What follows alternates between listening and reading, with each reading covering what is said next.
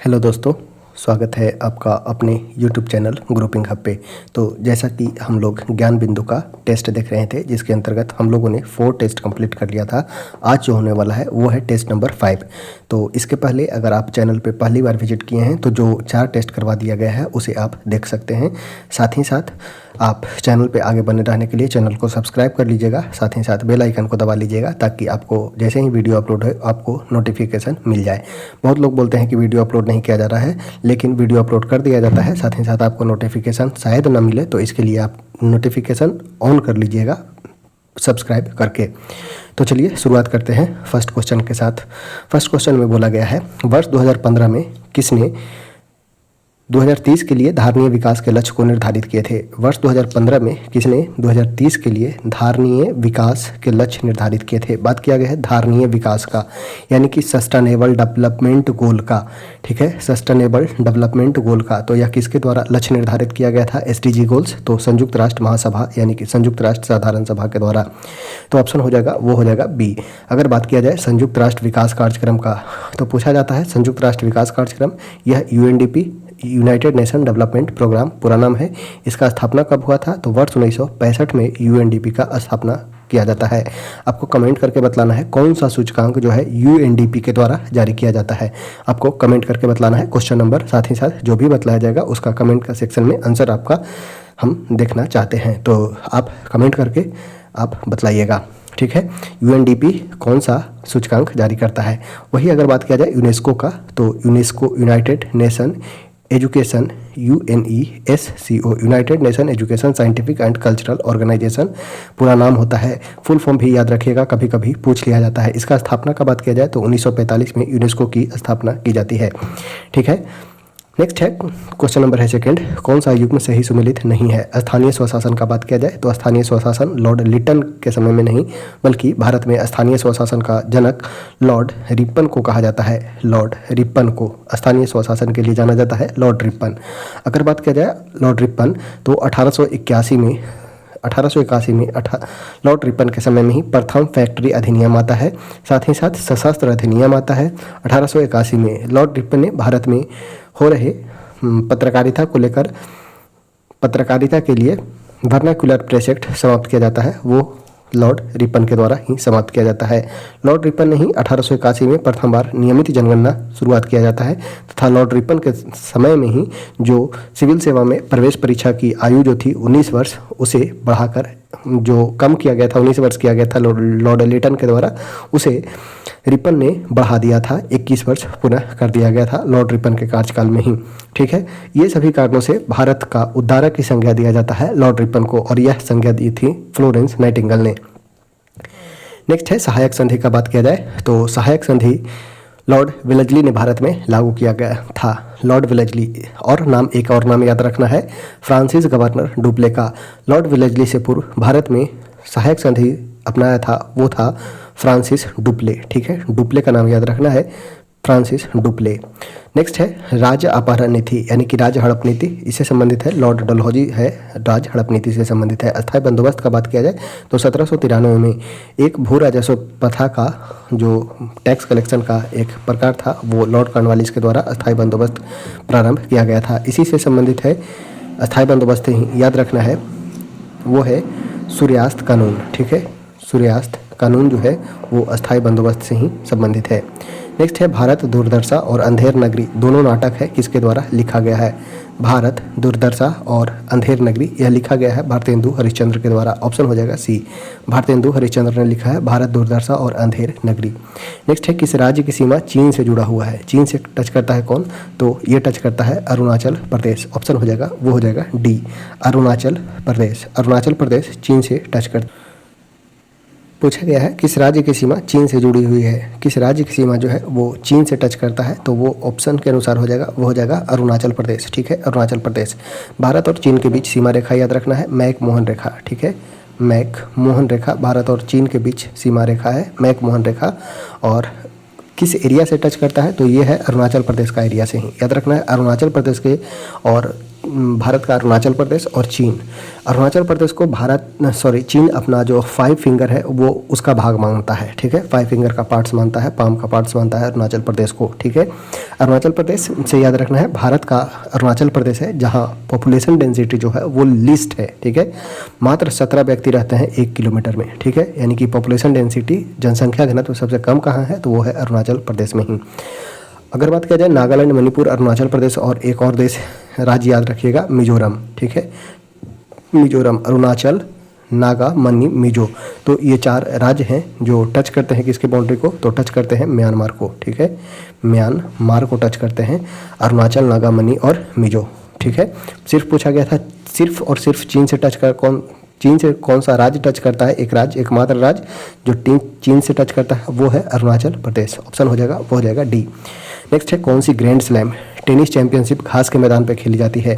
घास के मैदान पे कौन सा टेनिस चैंपियनशिप खेला जाता है, तो वो है विंबलडन, ठीक है, विंबलडन खेला जाता है घास के मैदान पे, ठीक है। 4 विंबलडन होते हैं, 4 टेनिस का ग्रैंड स्लैम है, वो कौन कौन है, तो पहला है ऑस्ट्रेलियन ओपन, उसके बाद है फ्रेंच ओपन, यूएस ओपन और विंबलडन, ये 4 ग्रैंड स्लैम है। विंबलडन खेला जाता है वो खेला जाता है घास के मैदान पे, ठीक है, घास के मैदान पे खेला जाता है विंबलडन। नेक्स्ट है भारत के संविधान निर्माताओं ने कौन सा लक्षण अमेरिका के संविधान से ग्रहण किया है। अमेरिका से क्या ग्रहण किया है, तो न्यायिक समीक्षा, मौलिक अधिकार, सर्वोच्च न्यायालय के न्यायाधीश के पद को हटाने की प्रक्रिया, ये सभी जो है अमेरिका से ग्रहण किया गया है। तो ऑप्शन हो जाएगा डी, उपयुक्त सभी, ठीक है। न्यायिक समीक्षा हो, मौलिक अधिकार हो, सर्वोच्च न्यायालय के न्यायाधीश को हटाने की प्रक्रिया हो, राष्ट्रपति को हटाने की प्रक्रिया यानी कि महाभियोग हो, प्रस्तावना हो। प्रस्तावना का बात किया जाए तो प्रस्तावना लिया गया है अमेरिका से, वही प्रस्तावना की भाषा अगर बोला जाएगा तो वो ऑस्ट्रेलिया से लिया गया है। उपराष्ट्रपति का राज्यसभा का सभापति होना, ये सभी लिया गया है अमेरिका से। नेक्स्ट है क्वेश्चन नंबर है 7, choose the word opposite in the meaning to the word reject. Reject का अपोजिट क्या होगा, यानी कि रिजेक्ट यानी कि किसी चीज़ को अस्वीकार कर देना, अस्वीकार करना, तो उल्टा होगा अपोजिट, यानी कि उल्टा पूछा गया है, तो रिजेक्ट का हो जाएगा यानी कि अस्वीकार करना का स्वीकार करना यानी कि एक्सेप्ट, ठीक है। जैसे बोलते हैं your friend request has been accepted, ठीक है, नोटिफिकेशन आता है ना, your friend request has been accepted, तो एक्सेप्ट मीन्स स्वीकार कर लेना और रिजेक्ट मीन्स रिजेक्ट कर देना। नेक्स्ट है चयन शब्द में संधि में सही नाम का चयन करें। चयन, च प्लस अयन, तो अयन यानी कि अयादी संधि है, ठीक है, अयन यह पर अयादी संधि का प्रकार है, अयादी स्वर संधि। ऑप्शन हो जाएगा डी। नेक्स्ट है तू डाल डाल मैं पात पात। लोकोक्ति का सही अर्थ क्या है, तो डाल डाल मैं पात पात यानी कि एक से बढ़कर एक चालाक होना। ऑप्शन हो जाएगा ए, एक से बढ़ के एक चालाक होना। बोला जाता है ना तू डाल डाल तो मैं पात पात, एक से एक बढ़कर एक चालाक होना। नेक्स्ट है प्राकृतिक गैस के बारे में कौन सा कथन असत है यानी कि गलत है। प्राकृतिक गैस के बारे में, इसका प्रयोग ईंधन के तौर पर किया जाता है, बिल्कुल सही है। प्राकृतिक गैस का प्रयोग ईंधन यानी कि फ्यूल के रूप में किया जाता है प्राकृतिक गैस का। यह गैसीय हाइड्रोकार्बन का मिश्रण है, यह भी बिल्कुल सही है। हाइड्रोकार्बन यानी कि हाइड्रोजन प्लस कार्बन, हाइड्रोजन और कार्बन का मिश्रण है, गैसीय हाइड्रोकार्बन का मिश्रण है। आगे देखते हैं, आगे लिखा गया है इसका प्रयोग उर्वरक के निर्माण में किया जाता है, यानी कि हाइड्रोकार्बन का प्रयोग उर्वरक के निर्माण में भी किया जाता है। कार्बन मोनोऑक्साइड और हाइड्रोजन का मिश्रण है, यह बिल्कुल गलत है। तो आंसर हमारा हो जाएगा डी, कार्बन मोनोऑक्साइड नहीं बल्कि यह कार्बन और हाइड्रोजन का मिश्रण है। तो ऑप्शन डी हो जाएगा वो गलत, वो हमारा सही उत्तर हो जाएगा। कार्बन मोनोऑक्साइड का नहीं बल्कि कार्बन और हाइड्रोजन का मिश्रण है। किस देश में यूफ्रेटस और टिग्रिस नदियां बहती है। पूछा गया है यूफ्रेटस और टिग्रिस नदियां कहाँ बनती है, तो यह इराक में बहती है। याद रखना है दजला फरात का मैदान, दजला फरात का मैदान कहाँ है, तो इराक में है, ठीक है, इराक में है।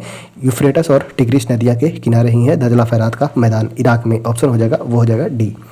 नेक्स्ट है किस अंग्रेज व्यक्ति ने पहली बार श्रीमद् भागवत गीता का अनुवाद अंग्रेजी में किया था। श्रीमद् भागवत गीता का अनुवाद किसने किया था, तो चार्ल्स विल्किंस के द्वारा किया गया था, चार्ल्स विल्किंस के द्वारा। याद रखना है चार्ल्स विल्किंस ने भारतीय भाषाओं को अंग्रेजी में ट्रांसलेट करने के लिए एक 1784 में एशियाटिक सोसाइटी ऑफ बॉम्बे का गठन किया गया था। याद रखना है Asiatic society of Bombay, Asiatic society of Bombay का स्थापना किया गया था 1784 में। और श्रीमद् भागवत गीता, इसी के तहत श्रीमद् भागवत गीता एवं अन्य पुस्तकों का अंग्रेजी में अनुवाद किया गया था। सबसे अधिक पुस्तक जो अनुवाद किया गया है वो है पंचतंत्र, ठीक है। चार्ल्स विल्किंस ने भगवत गीता का अंग्रेजी में अनुवाद किया था। ऑप्शन हो जाएगा, वो हो जाएगा बी। नेक्स्ट है, कौन सा नियम गैस से संबंधित नहीं है? गैस से संबंधित कौन सा नियम नहीं है? गैस से अगर बात किया जाए सामान्य गैस नियम का, तो वो बतलाता है P इंटू भी इक्वल टू होता है N into R into T. सामान्य गैस का नियम है P भी equal to NRT। Boyle's law का बात किया जाए तो P इन्वर्सली प्रोपोर्शनल होता है V के। P इन्वर्सली प्रोपोर्शनल है V के। चार्ल्स लॉ का बात किया जाए तो P प्रोपोर्शनल है T के। फैराडे का नियम का बात किया जाए तो फैराडे लॉ ऑफ इलेक्ट्रोलिसिस के अनुसार होता है M इक्वल टू होता है Z इंटू आई इंटू टी, ठीक है। M इक्वल टू ZIT होता है फैराडे का नियम। ऑप्शन डी हो जाएगा, वो गैस से नहीं बल्कि law of chemical equivalence, electrochemical equivalence से संबंधित है। इलेक्ट्रोकेमिकल इक्विवेलेंस से, इलेक्ट्रोकेमिकल इक्विवेलेंस से संबंधित है। M equal to ZIT Faraday का नियम। तो ऑप्शन हो जाएगा, वो हो जाएगा डी। नेक्स्ट है, हार्मोन इंसुलिन का उत्पादन कहाँ से होता है? इंसुलिन का उत्पादन कहाँ से होता है? तो याद रखना है अग्नाशय, ठीक है।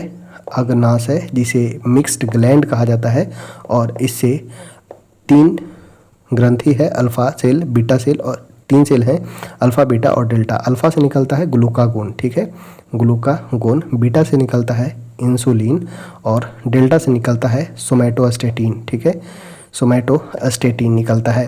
तो बीटा सेल से निकलता है इंसुलिन, यानी कि अग्नाशय यानी कि पैनक्रियाज के बीटा कोशिका से। ऑप्शन हो जाएगा, वो हो जाएगा बी। नेक्स्ट है, बादल के गर्जन से पहले बिजली की चमक दिखाई देती है, क्यों? बादल के गर्जन से पहले बिजली की चमक क्यों सुनाई पड़ती है? देखेंगे कारण क्या है। तो अगर हम देखें स्पीड ऑफ लाइट, लाइट का स्पीड देखें यानी कि प्रकाश का स्पीड देखें तो यह होता है 3 × 10⁸ मीटर पर सेकेंड, ठीक है।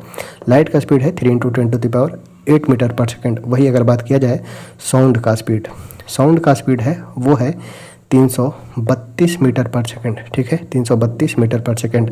तो सबसे अधिक तेज़ी से कौन चल रहा है? तो सबसे अधिक तेज़ी से चल रहा है लाइट। तो हमारे पास सबसे पहले कौन पहुंचेगा? तो पहुंचेगा लाइट, यानी कि सबसे पहले कौन पहुंचेगा? तो बिजली की चमक पहुंचेगा, ठीक है। बिजली की चमक हमें पहले दिखाई देगा, उसके बाद हमें साउंड दिखाई देगा, यानी कि प्रकाश का वेग जो होता है वो अधिक होता है, जिसके कारण हमें बिजली की चमक पहले दिखाई देती है। ऑप्शन हो जाएगा, वो हो जाएगा ए। नेक्स्ट है, नीचे दिए गए 4 माध्यम में उस माध्यम की पहचान कीजिए जिससे होकर ध्वनि तीव्रतम गति से यात्रा करती है। स्पीड ऑफ साउंड, ठीक है, speed of sound. Speed of sound का बात किया जाए तो सबसे अधिक होता है वो होता है सॉलिड में, उसके बाद होता है लिक्विड में, और उसके बाद मिनिमम होता है वो होता है गैस में। तो देखेंगे लकड़ी जो है वो एक प्रकार का सॉलिड है, जल जो है वो लिक्विड है, वायु गैस है, और एल्कोहल का बात किया जाए तो यह भी लिक्विड ही है। तो सबसे अधिक किसमें होगा? वो होगा सॉलिड में, और सॉलिड के अंतर्गत सिर्फ और सिर्फ लकड़ी ही है।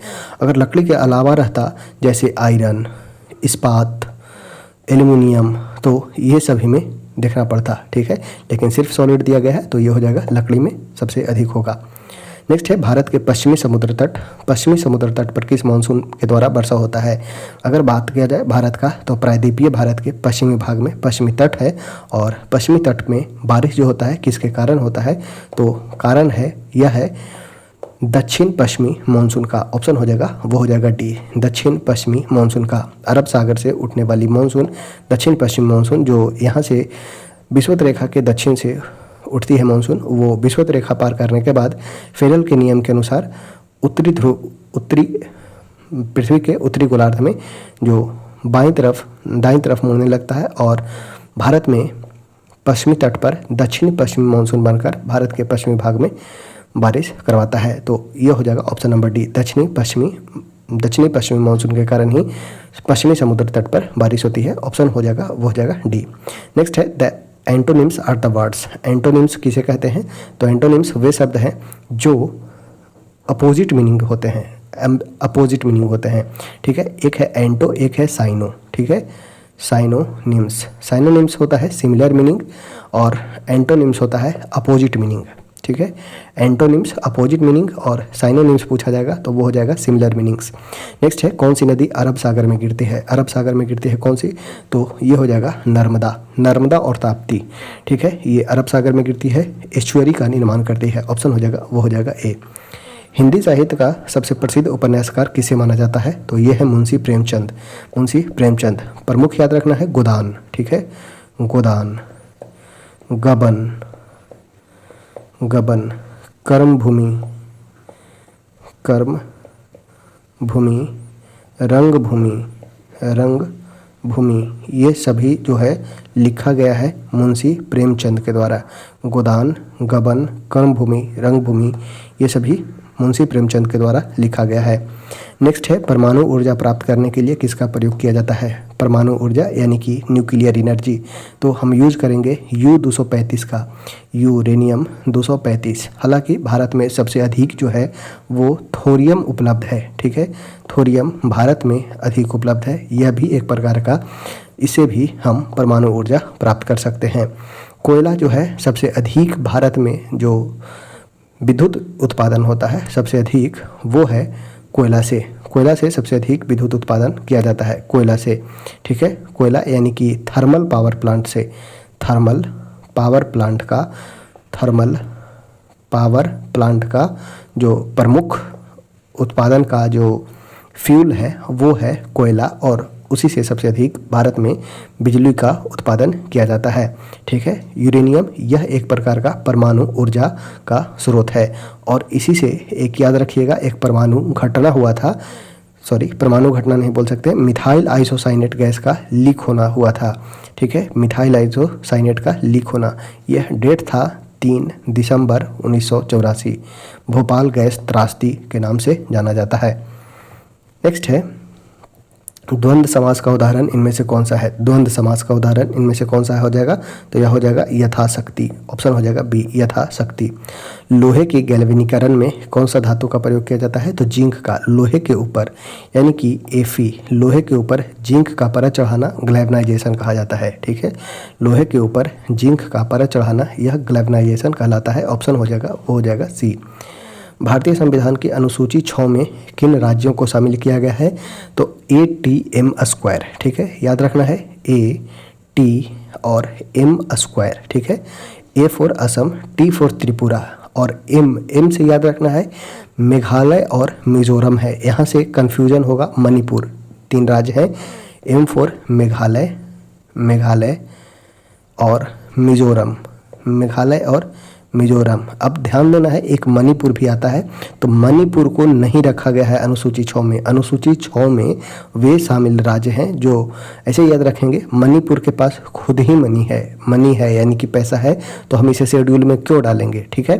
तो ATM² याद रखेंगे, और याद रखेंगे मनी को नहीं डालना है, यानी कि मणिपुर को नहीं ऐड करना है शेड्यूल 6 में। तो किसे किसे? ATM² को, यानी कि असम, त्रिपुरा, मेघालय और मिजोरम को ही ऐड करना है। असम, त्रिपुरा, मेघालय और मिजोरम।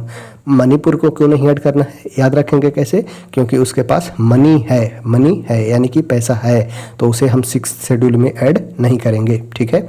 तो असम, त्रिपुरा, मेघालय और मिजोरम, ठीक है, नॉर्थ ईस्ट का स्टेट है असम, त्रिपुरा, मेघालय और मिजोरम। ये अनुसूची 6 में शामिल किए गए हैं।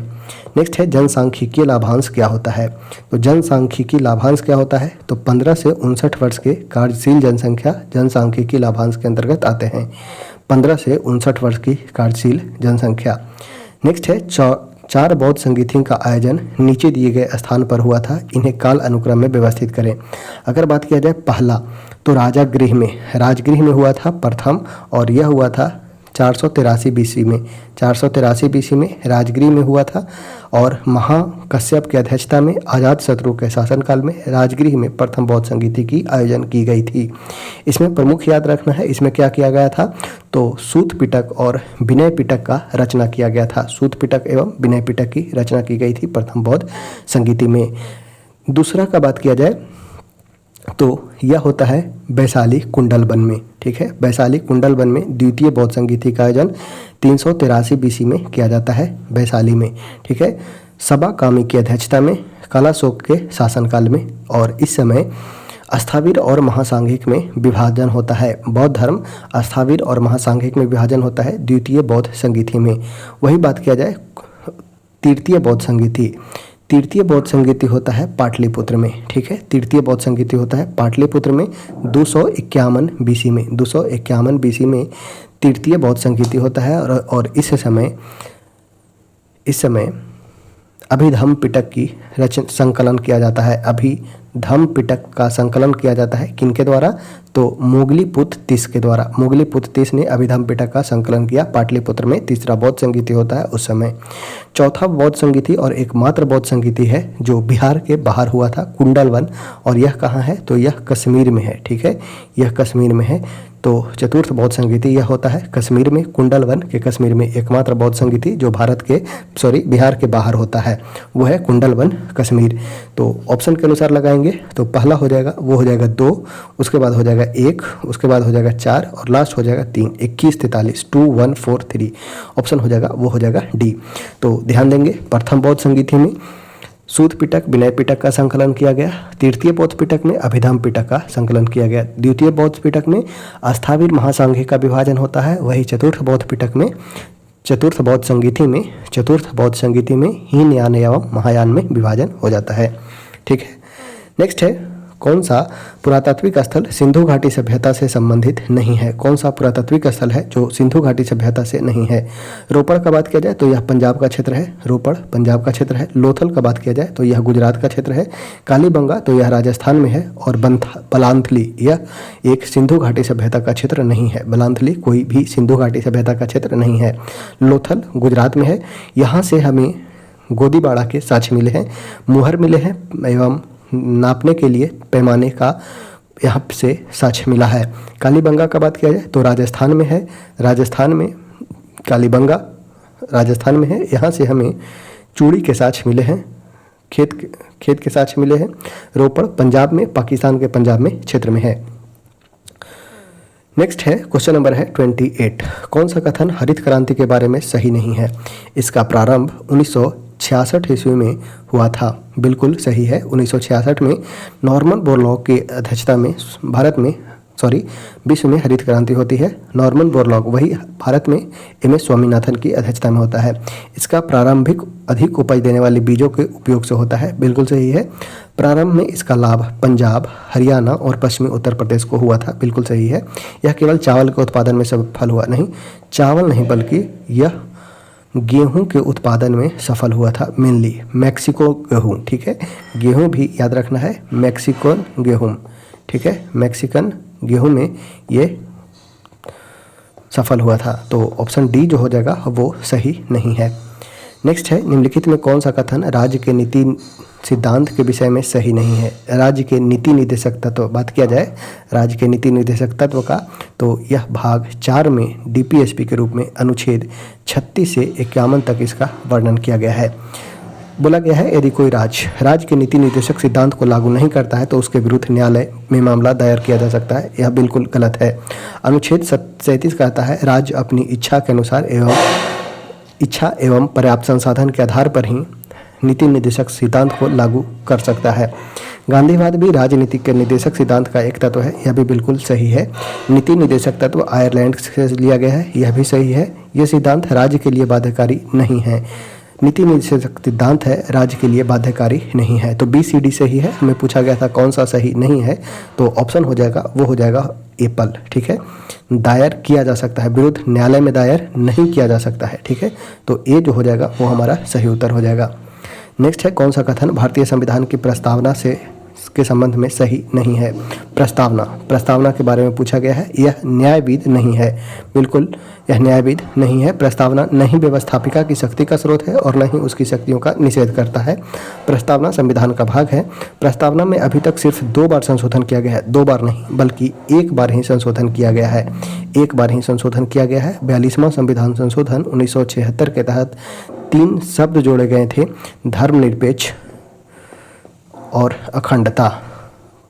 धर्मनिरपेक्ष, अखंडता एवं संप्रभुता शब्द जोड़े गए थे। समाजवादी, धर्मनिरपेक्षता एवं अखंडता 3 शब्द जोड़े गए थे 42वां संविधान संशोधन 1976 के तहत। नेक्स्ट है, वह पादप जिसमें बीज फल के भीतर होते हैं वो कहलाता है एंजियोस्पर्म। वह पादप जिसमें बीज फल के भीतर होंगे तो वो एंजियोस्पर्म कहलाएगा, वही बाहर जब होगा तो वह जिम्नोस्पर्म कहलाएगा। ठीक है, जब बाहर होगा तो जिम्नोस्पर्म, अंदर होगा तो एंजियोस्पर्म कहलाएगा। नेक्स्ट है, श्वेत प्रकाश की यह किरण कांच के प्रिज्म पर आपतित होती है। वह प्रकाश वर्ण जो कांच के प्रिज्म से गुजरने पर अधिकतम विचलित होता है वह कौन सा रंग है? तो वह है बैगनी। ठीक है, बैगनी रंग का विचलन सबसे अधिक होता है, कुछ इस प्रकार से डिफ्लेक्ट होता है। ये है हमारा VIB GY O और R। सबसे अधिक डिफ्लेक्शन होता है वो होता है वायलेट का, यानी कि बैगनी का। सबसे अधिक डिफ्लेक्शन होता है किसका? तो वो होता है बैगनी का। ऑप्शन हो जाएगा A। नेक्स्ट है, मानव के रुधिर का बिडाल टेस्ट। बिडाल टेस्ट किसके संक्रमण को दर्शाता है? बिडाल टेस्ट यह टाइफाइड को दर्शाता है। टाइफाइड के लिए, अगर किन्हीं को टाइफाइड हुआ होगा तो टाइफाइड के लिए जो टेस्ट होता है वो होता है बिडाल टेस्ट। और टाइफाइड किससे के कारण होता है? तो यह होता है साल्मोनेला टाइफी के कारण। साल्मोनेला टाइफी के कारण। ऑप्शन हो जाएगा, वो हो जाएगा D। नेक्स्ट है, मेसोपोटामिया का क्या अभिप्राय है? मेसोपोटामिया दजला फरात नदियों के बीच की उपजाऊ धरती को मेसोपोटामिया कहा गया है। दजला फरात नदियों के बीच का उपजाऊ धरती क्षेत्र मेसोपोटामिया की सभ्यता यह कहलाता है। ऑप्शन हो जाएगा A। नेक्स्ट है, कश्मीर घाटी निम्नलिखित में किन पर्वत श्रेणी के बीच स्थित है? कश्मीर घाटी यह पीर पंजाल और बृहद हिमालय के बीच स्थित है। पीर पंजाल एवं बृहद हिमालय के बीच स्थित है कश्मीर घाटी। नेक्स्ट है, महात्मा गांधी का जन्म 2 अक्टूबर 1869 को गुजरात के पोरबंदर में हुआ था। इसका सही अंग्रेजी अनुवाद क्या हो जाएगा? तो Mahatma Gandhi was born at Porbandar in Gujarat on 2 October 1869। देखिए कितना इजी क्वेश्चन दिया है, सिर्फ ट्रांसलेशन बनाना है। Mahatma Gandhi was born at Porbandar in Gujarat on 2 October 1869। राष्ट्रीय आय पूछा गया है कि राष्ट्रीय आय क्या है? तो राष्ट्रीय आय के बारे में, यह एक वर्ष में किसी देश में उत्पादित सभी वस्तुओं तथा सेवाओं के धन का मूल्य है। एक वर्ष में उत्पादित सभी वस्तुओं तथा सेवाओं के धन का मूल्य राष्ट्रीय आय कहलाता है। नेक्स्ट है, शुद्ध राष्ट्रीय उत्पाद का मूल्यांकन कैसे किया जाता है? शुद्ध राष्ट्रीय उत्पाद, इसका मूल्यांकन कैसे किया जाएगा? तो NNP इक्वल टू होता है GDP माइनस कर। Net national product equal to होगा GDP माइनस टैक्स को हटाएंगे तो वह कहलाएगा हमारा NNP, net national product. Next है, भारत में वित्तीय वर्ष कब शुरू होता है? तो वित्तीय वर्ष है 1 अप्रैल से 31 मार्च तक। 1 अप्रैल से 31 मार्च तक। ऑप्शन हो जाएगा, वो हो जाएगा C। कौन सा विकिरण की सबसे कम तरंग दैर्ध्य है? तो यह है गामा किरण का। सबसे कम तरंग दैर्ध्य है वो है गामा किरण का। ऑप्शन हो जाएगा, वो हो जाएगा B। सूर्य सहित सभी तारों में ऊर्जा का स्रोत क्या है? तो हाइड्रोजन का हीलियम नाभिक में संलयन। हाइड्रोजन नाभिकों का हीलियम नाभिक में संलयन है ऊर्जा का स्रोत। सौर में ऊर्जा का स्रोत जो है वो हाइड्रोजन नाभिकों का हीलियम नाभिक में संलयन है। कौन सी गैस की वजह से अम्ल वर्षा होता है? तो SO2 और NO2 की वजह से अम्ल वर्षा। यदि वर्षा का मान 5.6 से कम होने लगे तो उसे अम्ल वर्षा कहा जाता है। और अम्ल वर्षा का प्रमुख कारण है सल्फर और नाइट्रोजन का ऑक्साइड, SO2 और NO2। ऑप्शन हो जाएगा, वो हो जाएगा A। नेक्स्ट है, वह कार्बोहाइड्रेट जिनमें बढ़ते हुए क्रम में कार्बन परमाणु है वो कौन सा हो जाएगा? तो हो जाएगा एरिथ्रेज, जाइलोज और मैनोज। एरिथ्रोज, जाइलोज और मैनोज। ऑप्शन हो जाएगा, वो हो जाएगा B। नेक्स्ट है, गति के तीसरे नियम के अनुसार बल एवं प्रतिबल क्या होंगे? बल एवं प्रतिबल विपरीत दिशाओं में अलग अलग वस्तुओं पर कार्य करते हैं। तीसरे नियम के अनुसार विपरीत दिशाओं में अलग अलग वस्तु पर कार्य करते हैं। ऑप्शन हो जाएगा, वो हो जाएगा D। नेक्स्ट है, किसने कहा था इतिहास वर्ग संघर्ष की कहानी है? वर्ग संघर्ष, बुर्जुआ वर्ग, यह किसके द्वारा बतलाया गया था? तो प्रमुख जर्मन के हैं कार्ल मार्क्स। ठीक है, कार्ल मार्क्स के द्वारा बतलाया गया था। इतिहास जो है वर्ग संघर्ष की कहानी है, बुर्जुआ वर्ग के बारे में इन्होंने ही बतलाया था। कार्ल मार्क्स का एक प्रमुख पुस्तक है वो है दास कैपिटल। ठीक है, याद रखना है दास कैपिटल। और एक और बुक का नाम याद रखना है जो अपने दोस्त के साथ फ्रेडरिक एंगल्स के साथ लिखे थे, वो है कम्युनिस्ट मैनिफेस्टो। कम्युनिस्ट मैनिफेस्टो के लेखक हैं कार्ल मार्क्स एवं फ्रेडरिक एंगल्स। इसके साथ साथ इनका बुक एक नाम याद रखना है दास कैपिटल। नेक्स्ट है, पूंजीवादी में उत्पादित वस्तु पर किसका स्वामित्व होता है? पूंजीवाद में उत्पादित वस्तु पर किसका स्वामित्व होता है? तो व्यक्तिगत स्वामित्व होता है। पूंजीवाद में उत्पादित वस्तु पर किसका स्वामित्व होगा? तो व्यक्तित्व स्वामित्व होता है। ऑप्शन हो जाएगा, वो हो जाएगा B। नेक्स्ट है, 1961 में पहली बार दोनों सदनों में गतिरोध दूर करने के लिए संयुक्त अधिवेशन किस विधेयक के लिए बुलाया गया था? तो अभी वर्तमान तक 3 बार संयुक्त अधिवेशन बुलाया गया है। संयुक्त अधिवेशन का बात किया जाए तो अनुच्छेद 108 के तहत राष्ट्रपति के द्वारा संयुक्त अधिवेशन बुलाया जाता है, वही लोकसभा अध्यक्ष इसकी अध्यक्षता करते हैं, एवं 118 के तहत इसकी अध्यक्षता किया जाता है। 108 के तहत इसे बुलाया जाता है, लोकसभा अध्यक्ष इसकी अध्यक्षता करते हैं 118 के तहत। अभी तक 3 बार संयुक्त अधिवेशन का गठन किया जा चुका है 1961 में, और यह था दहेज निरोधक विधेयक के लिए। दहेज निरोधक विधेयक के लिए तो ऑप्शन हो जाएगा ए। 1978 में डाक संशोधन विधेयक के लिए एवं 2002 में पोटा के लिए। डाक संशोधन के लिए 1978 में एवं 2002 में पोटा के लिए POTA prevention of terrorism act के लिए 2002 में संयुक्त अधिवेशन बुलाया गया। तो अभी तक 3 बार संयुक्त अधिवेशन बुलाया गया है। संयुक्त अधिवेशन का बात याद रखना है, यह लिया गया है कहाँ से? तो यह लिया गया है ऑस्ट्रेलिया से, ऑस्ट्रेलिया के संविधान से लिया गया है। जब लोकसभा एवं राज्यसभा में गतिरोध उत्पन्न हो तो उस समय उस स्थिति में संयुक्त अधिवेशन बुलाया जा सकता है। नेक्स्ट है, किस अंग्रेज अधिकारी ने पुर्तगालियों को सवाली के स्थान पर हराया था? तो वो था थॉमस बेस्ट। ठीक है, थॉमस बेस्ट पुर्तगालियों को सवाली के स्थान पर हराया था थॉमस बेस्ट। ऑप्शन हो जाएगा, वो हो जाएगा बी। नेक्स्ट है प्रथम कर्नाटक युद्ध। प्रथम कर्नाटक युद्ध का बात किया जाए तो प्रथम कर्नाटक युद्ध किस संधि के तहत समाप्त होता है? तो यह है एक्सला-सैपेल की संधि। प्रथम कर्नाटक युद्ध एक्सला-सैपेल की संधि के तहत समाप्त होता है। द्वितीय कर्नाटक युद्ध का बात किया जाए तो यह द्वितीय कर्नाटक युद्ध, तृतीय कर्नाटक युद्ध याद रखना है, एक्सला-सैपेल और पौंडीचेरी की संधि, और तीसरा है पेरिस की संधि। तृतीय कर्नाटक युद्ध होगा पेरिस की संधि के तहत, और द्वितीय कर्नाटक युद्ध संधि होता है वो है पौंडीचेरी की संधि, और यह एक अनिर्णायक युद्ध होता है। ठीक है, यह अनिर्णायक युद्ध होता है। तृतीय कर्नाटक युद्ध का बात किया जाए तो तृतीय कर्नाटक युद्ध पेरिस की संधि के तहत समाप्त होता है। ठीक है, तृतीय कर्नाटक युद्ध पेरिस की संधि।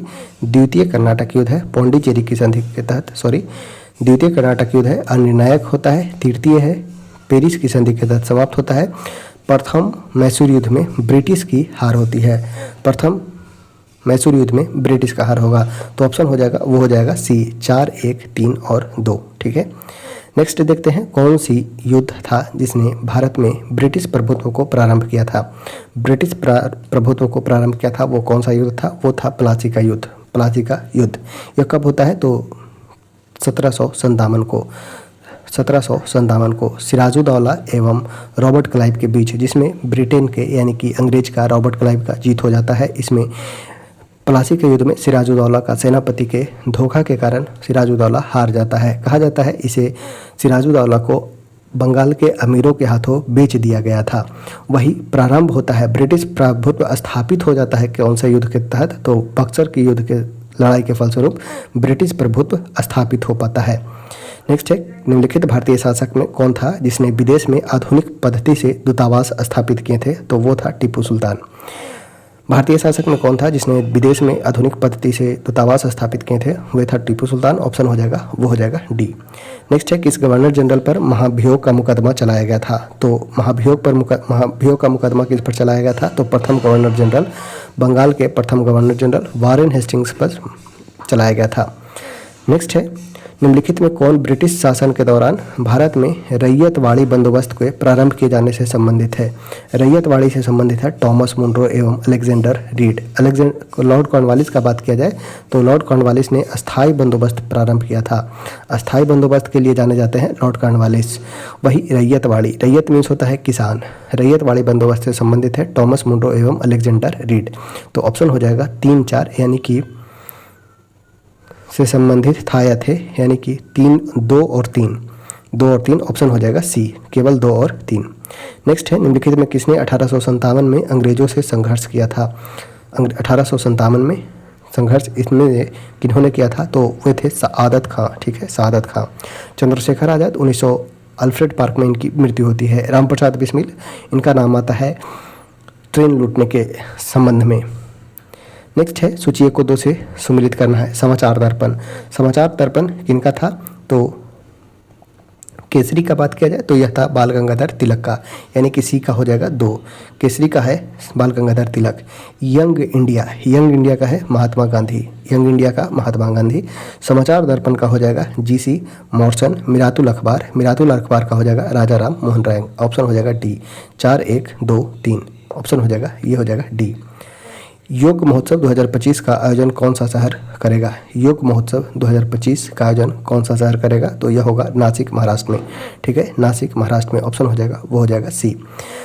नेक्स्ट है भारत का पहला स्वदेशी स्वचालित जैव चिकित्सा अपशिष्ट उपचार संयंत्र किस शहर में शुरुआत किया गया? तो यह शुरुआत किया गया नई दिल्ली में। पहला स्वदेशी स्वचालित जैव चिकित्सा अपशिष्ट उपचार संयंत्र किस शहर में शुरुआत किया गया? तो नई दिल्ली में।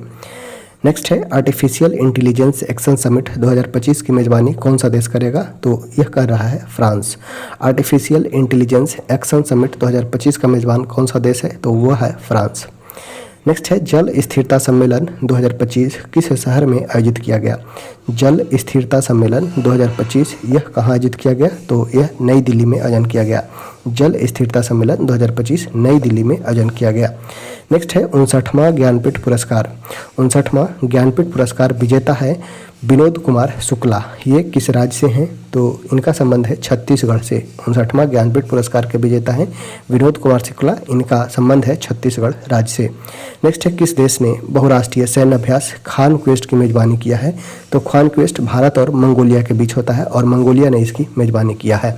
ठीक है, खान क्वेस्ट भारत और मंगोलिया के बीच एक युद्ध अभ्यास है जो मंगोलिया ने मेजबानी किया है।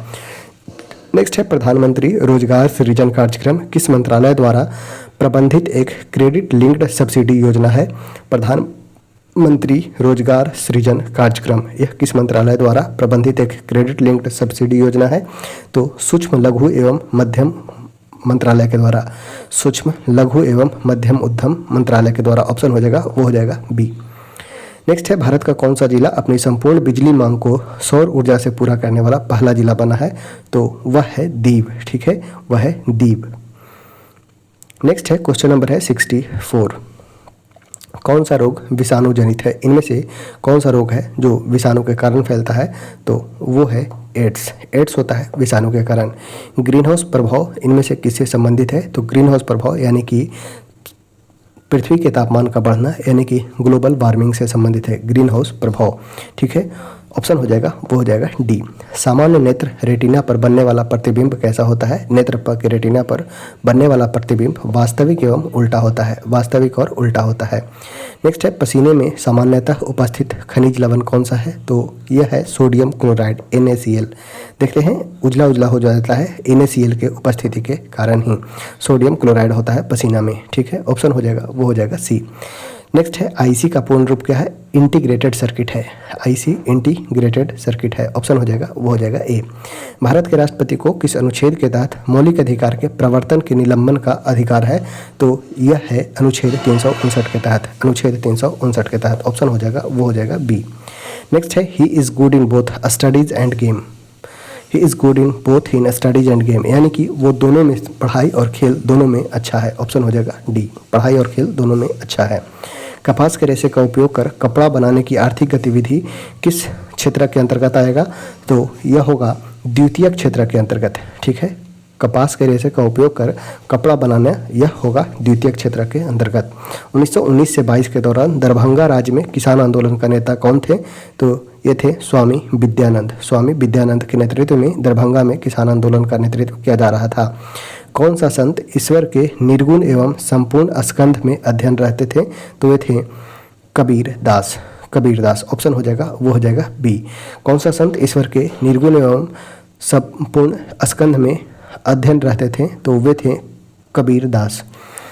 नेक्स्ट है यूरोप के किस प्रथम वैज्ञानिक ने खोज किया कि पृथ्वी सूर्य का चक्कर लगाता है? तो वो है कोपरनिकस। कोपरनिकस ने ही सर्वप्रथम बतलाया कि पृथ्वी जो है, यानी कि अर्थ जो है, वो सन के चारों ओर चक्कर लगा रहा है। ठीक है, वो है कोपरनिकस।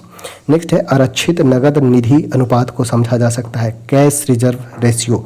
कैश रिजर्व रेशियो क्या होता है? तो जमा राशि का अंश जो बैंक RBI के पास रखता है वो कैश रिजर्व रेशियो होता है। जैसे 100 रुपया बैंक का कीमत है, यानी कि बैंक के पास 100 रुपया है, तो अपने राशि का कुछ हिस्सा यह आरबीआई के पास जमा करेगा। जैसे 15 रुपया जमा कर देगा आरबीआई के पास, तो ये 15 जो है वो कैश रिजर्व रेशियो होगा।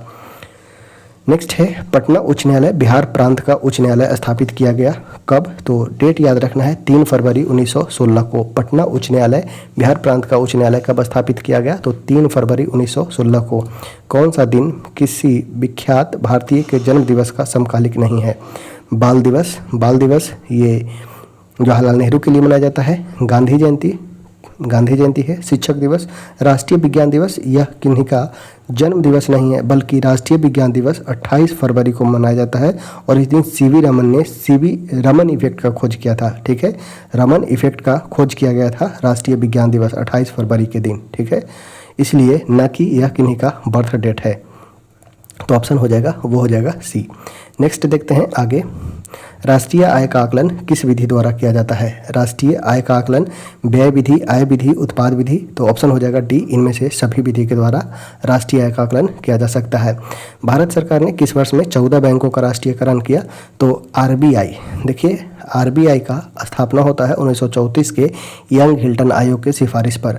1949 में आरबीआई का राष्ट्रीयकरण किया जाता है एवं 14 बैंक का राष्ट्रीयकरण 1969 में, 14 बैंक का राष्ट्रीयकरण 1969 में, और उसके बाद 1980 में भी 6 बैंकों का राष्ट्रीयकरण किया जाता है।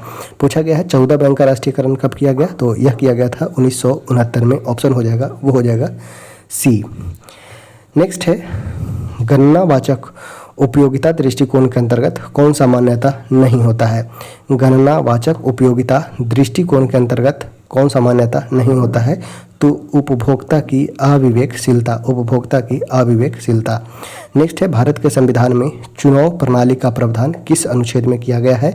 तो यह है चुनाव प्रणाली 324 से 329 के बीच, 324 से 329 के बीच। नेक्स्ट है स्टेनलेस स्टील, स्टेनलेस स्टील में कौन सा तत्व मौजूद नहीं है? तो आयरन है, निकेल है, क्रोमियम है, टंगस्टन नहीं पाया जाता है। स्टेनलेस स्टील में टंगस्टन नहीं पाया जाता है, तो ऑप्शन हो जाएगा, वो हो जाएगा बी। फिलामेंट टंगस्टन का बना होता है, ध्यान देना है, फिलामेंट जो है वो टंगस्टन का बना होता है। और नाइक्रोम का बना होता है, वो बना होता है हीटर कॉयल। यूरिया का रासायनिक नाम क्या है? तो यूरिया का रासायनिक नाम कार्बामाइड हो जाएगा, कार्बामाइड। प्रथम संश्लेषित तत्व था वो था यूरिया, बोहलर के द्वारा प्रथम संश्लेषण किया गया था यूरिया का ही। नेक्स्ट है कौन सा कानून कार्य क्षेत्र में महिलाओं के आर्थिक हित की रक्षा करता है? कौन सा कानून कार्य क्षेत्र में महिलाओं के आर्थिक हितों की रक्षा करता है? वह है समान पारिश्रमिक अधिनियम 1976, समान पारिश्रमिक अधिनियम 1976। ऑप्शन हो जाएगा, वो हो जाएगा डी। नेक्स्ट है बिहार के किस जिला में नागी बांध है? नागी नकटी बांध है कहाँ? तो यह है जमुई में। नागी नकटी बर्ड सेंचुरी भी है और इसे हाल ही में जो वेटलैंड्स का भी दर्जा दे दिया गया है। नागी कहाँ है? तो यह जमुई में है। ऑप्शन हो जाएगा, वो हो जाएगा ए। नागी और नकटी बर्ड सेंचुरी है, वेटलैंड्स है। इस तरह बिहार में 3 वेटलैंड्स हो गए हैं। ठीक है, अभी वर्तमान में 89 वेटलैंड्स साइट्स हैं भारत में। नेक्स्ट है भारत में कोयले के भंडार और उत्पादन के संबंध में सबसे अमीर राज्य कौन सा है? तो यह हो जाएगा आपका झारखंड। कोयले के भंडारण और उत्पादन में सबसे अमीर राज्य है वो है झारखंड। नेक्स्ट है भारतीय स्वतंत्रता आंदोलन में 1942 में गांधी जी द्वारा कौन सा आंदोलन चलाया गया था? तो वो था भारत छोड़ो आंदोलन, भारत छोड़ो आंदोलन। ऑप्शन हो जाएगा बी। नेक्स्ट है कौन सा एक युग्म सुमेलित नहीं है? स्थानांतरित कृषि एवं राज। देखते हैं स्थानांतरित कृषि एवं राज। दीपा का बात किया जाए तो यह है छत्तीसगढ़ में, पामुल यह है मणिपुर में, झूम असम में। बेबर का बात किया जाए तो बिहार में नहीं बल्कि बेबर नाम से जाना जाता है मध्य प्रदेश में। स्थानांतरित कृषि का प्रकार बेबर जो है वो मध्य प्रदेश में जाना जाता है। दीपा छत्तीसगढ़ में, पामुल मणिपुर में, झूम असम में। बेबर जो है एमपी में जाना जाता है, तो डी जो है वो सही मिलान नहीं है। नेक्स्ट है अशोक के प्रस्तर अभिलेख किसके प्रतीक थे? अशोक के प्रस्तर अभिलेख प्रशासन के प्रतीक थे। ऑप्शन हो जाएगा सी, प्रशासन के। नेक्स्ट है निर्णायक मत है। निर्णायक मत क्या है? तो जब दोनों पक्ष बराबर हो तो जो हेड होगा वो से निर्णायक मत का अधिकार प्राप्त होता है, जिससे एक पक्ष जीत जाएगा एक पक्ष हार जाएगा तो वो वोट कहलाएगा निर्णायक मत। ठीक है, जब दोनों पक्ष टाई हो तो निर्णायक मत होता है। और निर्णायक मत कौन देते हैं? तो सदन का नेता, सदन के जो अध्यक्ष होते हैं, जैसे लोकसभा में लोकसभा अध्यक्ष, राज्यसभा में सभापति, वो निर्णायक मत देने का अधिकार होता है। तो ऑप्शन हो जाएगा डी। निर्णायक मत क्या है? तो जब दोनों पक्ष सहबद्ध यानी कि टाइड हो तो उस समय निर्णायक मत दिया जाता है। नेक्स्ट है मैथ है, देख लेते हैं, इसे आप सोल्व कीजिएगा। क्वेश्चन देख लेते हैं और आंसर बता देते हैं। पिता और माता की मासिक औसत मासिक आयु है 50,000 रुपये। आय है, आय दिया गया है 5,000 रुपये। माता और उसके बेटे की दिया गया है 6,000 रुपये। पिता और पुत्र की मासिक आय दिया गया है, तो किन्हीं का पूछा गया होगा। पिता की मासिक आय कितना हो जाएगा? तो ये हो जाएगा 10,000 रुपये। ऑप्शन हो जाएगा डी। नेक्स्ट देखते हैं, दोनों त्रिभुज का क्षेत्रफल 4:3 के अनुपात में है। उनकी ऊंचाई दिया गया है। आधार का अनुपात ज्ञात कर देना है। 1/2 × b × h बराबर एरिया, फॉर्मूला लगा देना है और रेशियो निकाल देना है। तो ये हो जाएगा 10:9। एक बंटन का माध्य दिया गया है, मानक विचलन दिया गया है, विचलन गुणांक बतलाना है। तो ये हो जाएगा 25%। ऑप्शन हो जाएगा, वो हो जाएगा बी।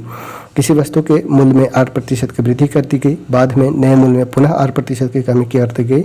यदि अब वस्तु का मूल्य 1 रुपये है तो वस्तु का आरंभिक मूल्य कितना था? तो 10,000 बटा 10,000 बटा 10,000 माइनस R²। तो ऑप्शन हो जाएगा, वो हो जाएगा डी।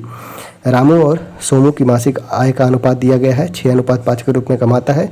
व्यय दिया गया है 7:6। महीने के अंत में क्रमशः 1,500 रुपये और 1,000 रुपये बचाता है। तो मासिक आय बतलाना है रामू की। तो यह हो जाएगा 12,000 रुपये। ऑप्शन हो जाएगा ए। नेक्स्ट देखते हैं 96 का आंसर जो हो जाएगा वो हो जाएगा आंसर डी। 97 का हो जाएगा वो हो जाएगा बी, C² - 4AB। 98 का देखते हैं, तो 98 का हो जाएगा वो हो जाएगा 40।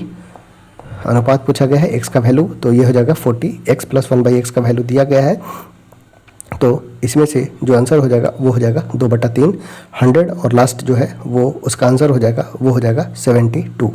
तो चलिए, इस प्रकार से आज हम लोगों ने सेट नंबर 5 को भी कंप्लीट कर लिया और इस प्रकार से आपका 5 सेट जो है आज कंप्लीट होता है। चलिए, इसे अगर आपको अच्छा लगा हो तो एक लाइक ज़रूर कीजिएगा। साथ ही साथ जो भी सुझाव देना चाहते हैं वो आप कमेंट करके बता सकते हैं।